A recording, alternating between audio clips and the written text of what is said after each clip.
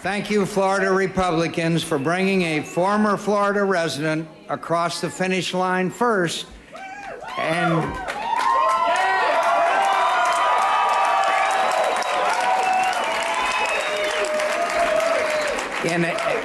as I have been repeatedly reminded lately, an all-Republican primary.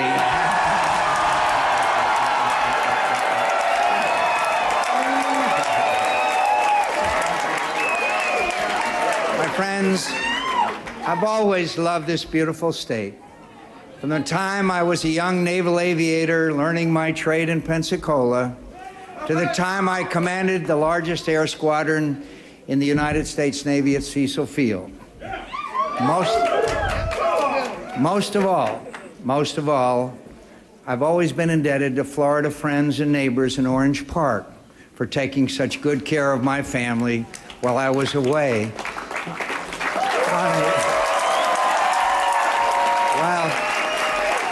While I was away on a longer than expected tour of duty. Florida has always been a special place to me, and it is all the more so tonight. Our victory might not have reached landslide proportions, but it is sweet nonetheless.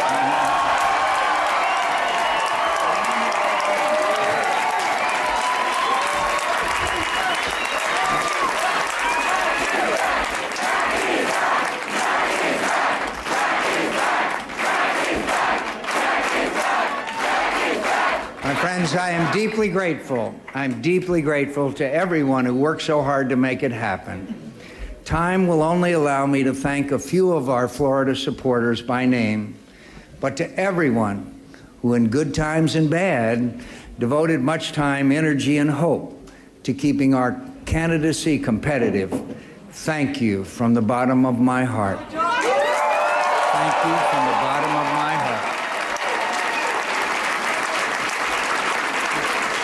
And thank you, of course, to the great governor of Florida, Governor Charlie Crist.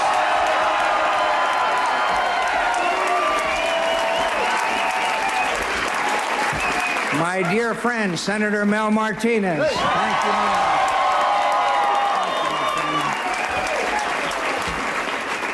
To Congresswoman Ileana Ross-Lehtinen. Congressman Lincoln and Mario Diaz-Balart.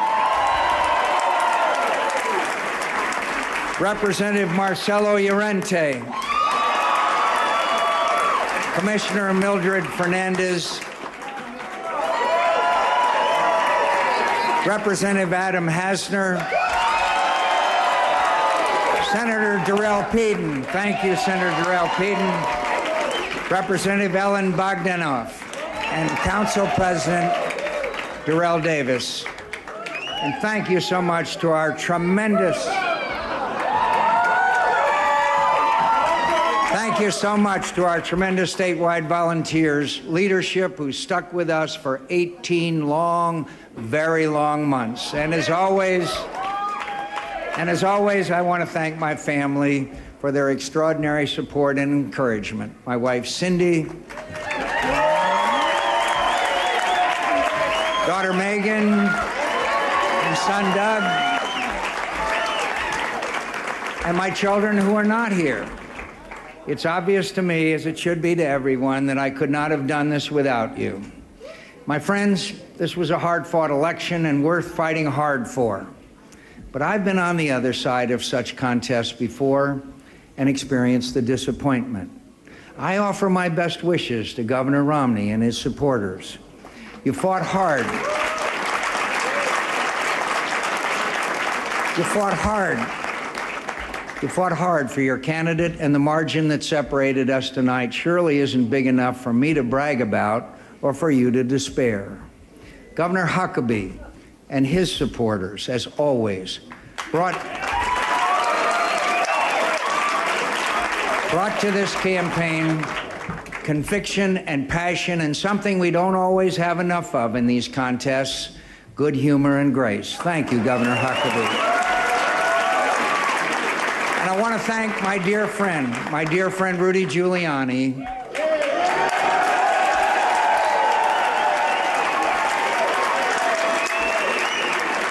who invested his heart and soul in this primary, and who conducted himself with all the qualities of the exceptional American leader he truly is. Thank you, Rudy. Thank you, Rudy, for all you have added to this race and for being an inspiration to me and millions of Americans. My friends, in 1 week, we will have as close to a national primary as we've ever had in this country. I intend to win it and be the nominee of our party.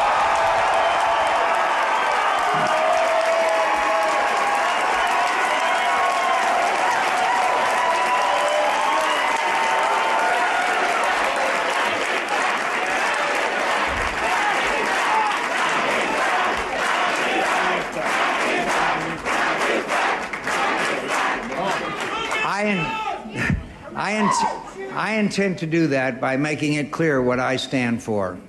I stand for the principles and policies that first attracted me to the Republican Party when I heard in whispered conversations and tap codes about the then governor of California, who stood by me and my comrades, and who was making quite a reputation for standing by his convictions no matter the changing political winds or thought and popular culture. When I left the Navy and entered public life, I enlisted as a foot soldier in the political revolution he began. And I am as proud today to be a Republican conservative as I was then.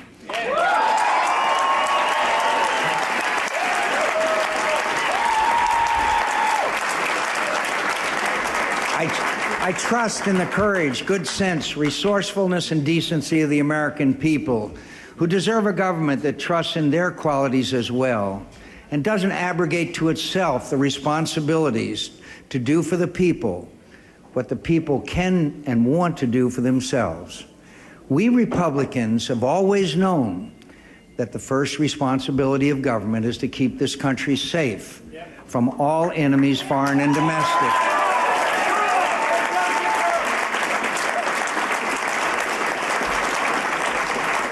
And the American people, unburdened by the heavy hand of government that spends too much of their money on things they neither want nor need, while failing to do as well as we should the things none of us can do individually.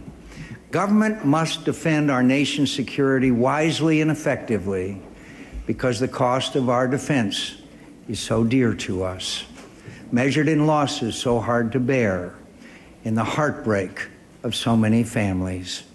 Government must respect our values because they are the true source of our strength and enforce the rule of law, which distinguishes successful democracies from failed societies and is the first defense of freedom.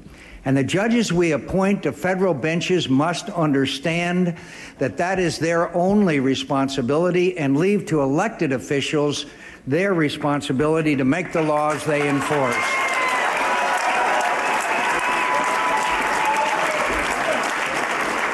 We believe government should do only those things we cannot do individually, to tax us no more than necessary and spend no more than necessary, and then get out of the way of the most industrious, ingenious, and optimistic people in the history of the world so that they can build an even greater country than the one they inherited.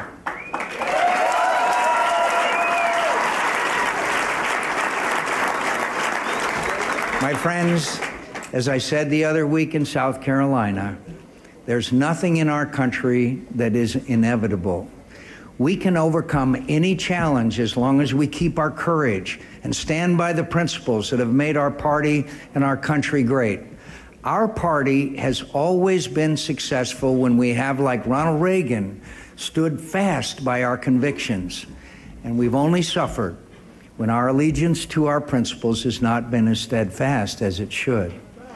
I intend to make my stand on those principles, and I am confident we will succeed in this contest and in the bigger one in November against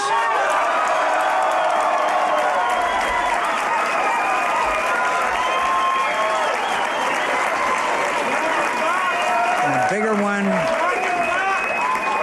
against against anyone the Democratic Party nominates.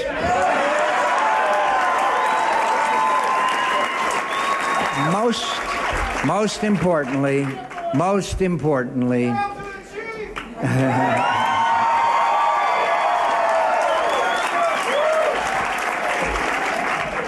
importantly, I promise you again, I will always put America, her strength, her ideals, her future, before every other consideration.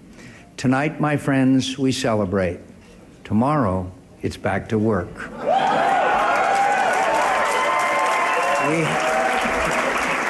We have a ways to go, but we're getting close. And for that, you all have my profound thanks. Good night, and God bless you, and God bless America.